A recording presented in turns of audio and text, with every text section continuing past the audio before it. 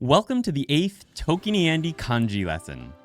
Today we're going to cover the meaning, building blocks, writing, historical evolution where applicable, and a story to memorize each of the following kanji. We'll also learn the parts and radicals needed for those kanji.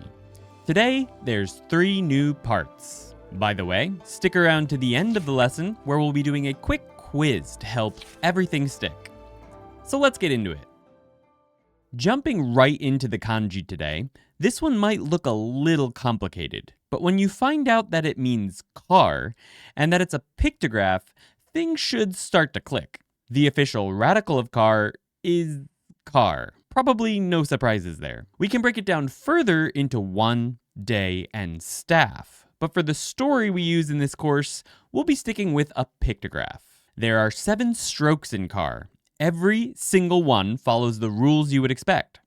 We start with the first horizontal 1.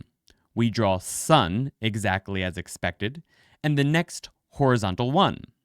We then cut through all of the parts with a staff, making this kanji be one of the few we've covered so far that seems to follow all the rules.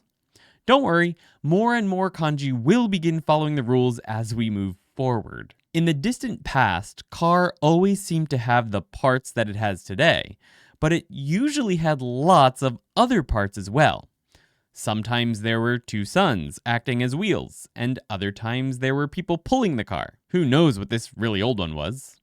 I vote for aliens, of course. The main point, though, is that this was always a pictograph of a car or cart. Our story or image will also be a pictograph for this kanji. Imagine a new futuristic electric car from above with only 2 giant wheels and a big old single pane of glass on top. Think this Tesla Model 3, I think, that the YouTuber Whistlin' Diesel put giant wheels on. I haven't actually watched that video, but the thumbnail keeps popping up on my YouTube, so. Remember that it's a good idea to pause the video after each story and really try to imagine it, or to create a story of your own that will help you remember the kanji even better. Make sure the story contains the meaning and every single part in some way. Bringing us to our next kanji, hand. The official radical for hand is hand, which I think is fair here. It shows up as a radical in many other kanji, though the shape changes a bit when it's in other positions. We'll cover those when we need them. We can break it down into a no radical, the kanji for 2, and a feathered broomstick. That is the exact order we'll write the 4 strokes of hand in as well. We write the no radical from top to bottom, or right to left, then the kanji for 2. We then cut through those 2 parts using the feathered broomstick radical. Don't forget to curl this part out to the left at the end. Historically, this kanji was apparently modeled on an open palm. So you've got the palm with the fingers splayed out. They weren't very good at drawing hands back then. Or aliens. I should stop with that, but I can't. The ancient Chinese kanji creators made it so easy to use my imagination. Of course, this old Japanese or kobun version of the kanji kinda looks like some kind of ghost Pokemon that has 4 squinting eyes and a smiley face. If you can see that even slightly, be sure to hit the like button because I have to say that.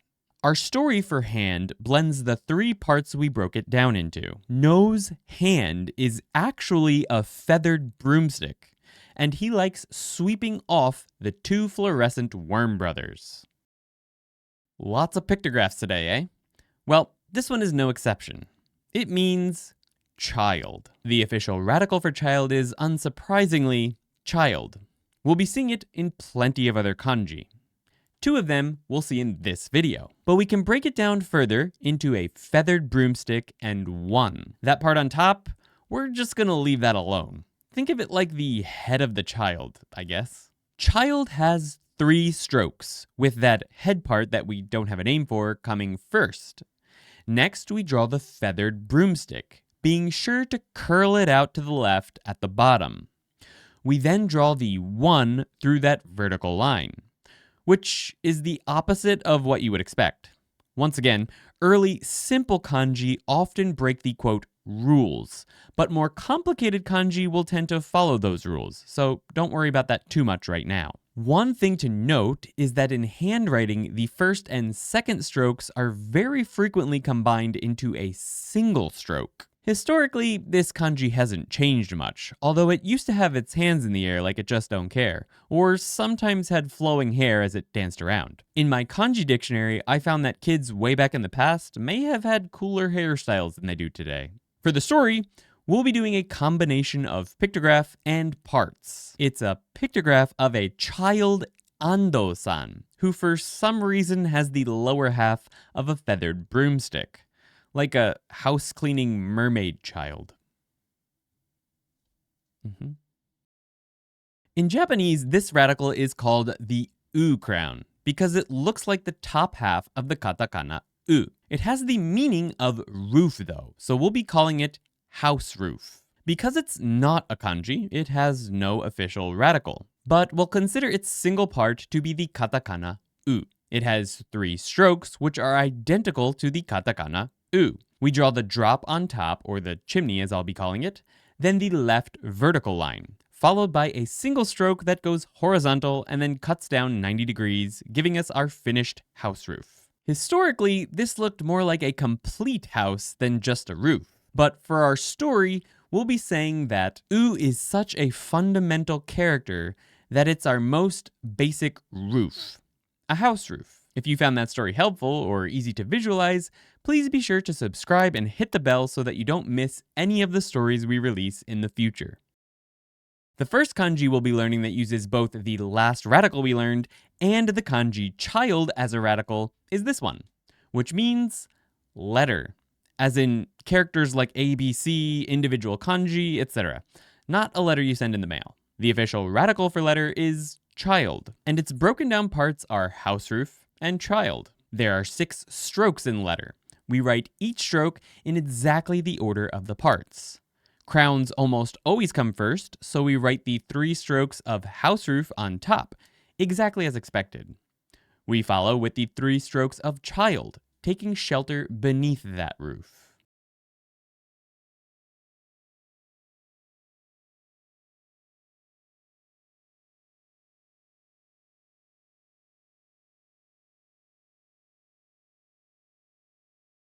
Historically, this kanji hasn't changed hardly at all, being a combination of the house roof and child kanji of the respective times. So for our story, we're going with something fun. Under a house roof, the child Ando-san making out letters YMCA. If you have a better story for this one, please let us know in the comments. Or if you like this one, let us know that. The next part is common enough to warrant learning separately, and it's written with the exact same stroke order as the katakana tsu. It almost always shows up on top of kanji in the crown position, and it actually looks almost identical to a spaced out tsu, with the final stroke just being a little shorter than the katakana.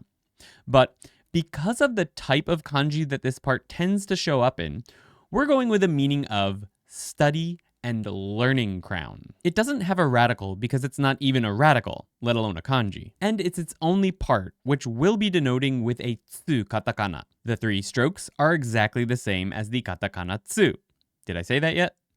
Anyway, we write the 2 left strokes first at a steep angle left to right, with the 3rd stroke being more like a no radical.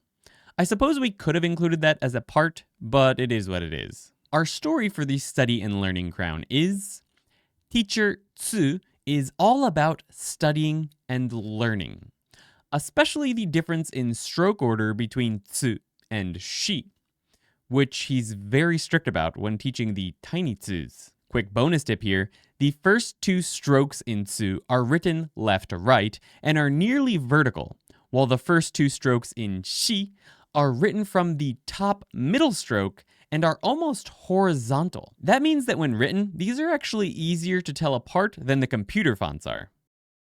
And here comes another character whose official name is based around the fact that it looks exactly like a katakana character. In this case, the katakana wa. But since it takes on a meaning of laying something on top of something else, and it's usually either in the crown position or crowning a part within another kanji, we're going with the meaning of wear a hat. It's an official radical, so that's right, no radical. And the only part we're going to reference is the katakana wa. It has two simple strokes that are identical to the second and third strokes in house roof. Some of you are probably wondering why this radical wasn't taught first. While I believe in some systems, like remembering the kanji, it is taught first, in reality, this is not considered a part of house roof, which their official names, wa-crowned and u-crowned, should hint at. Anyway, historically, this used to be more 3D. At least that's what it looks like to me.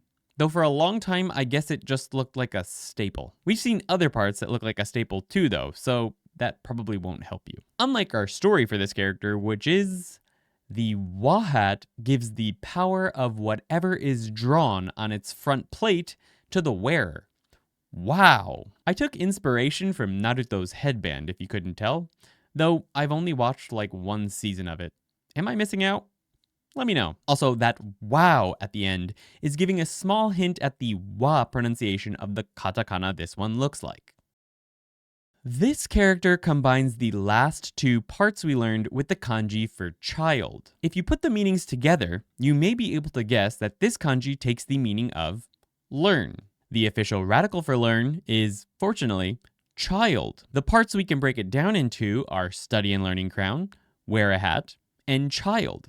This kanji has the most strokes of any we've learned today, 8, which makes sense considering how many parts we combined. We attach the study and learning crown to the top of the kanji, going left to right.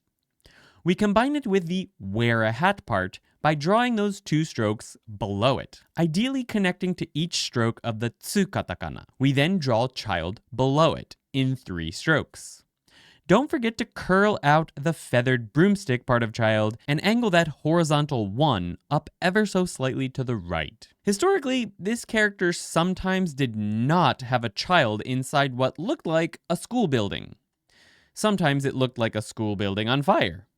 Apparently, most of the versions of it had this part that looks like 2 hands coming together. They were supposed to be an image of someone moving their hands around like this as they try to teach a child something. I don't feel like this would do anything. This part has been simplified into the study and learning part we learned earlier. Our story for this kanji is as follows. To learn the difference between shi and tsu, child Ando-san must put on the hat of study and learning.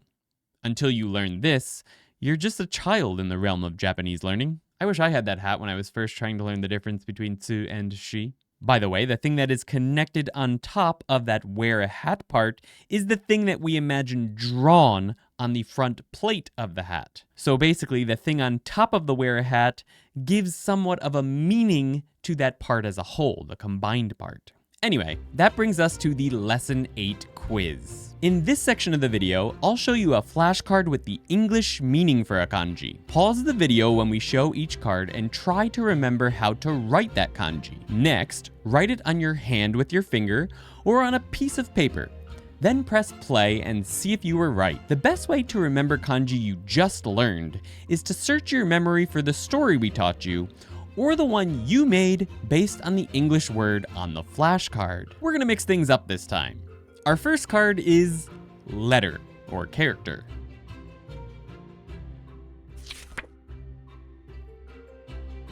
Next is car.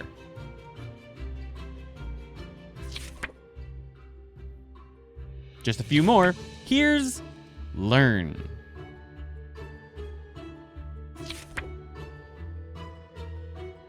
And then there's child.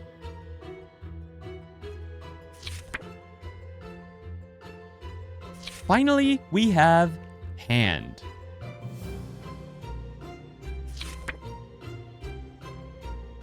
Let us know how many you got right down in the comments.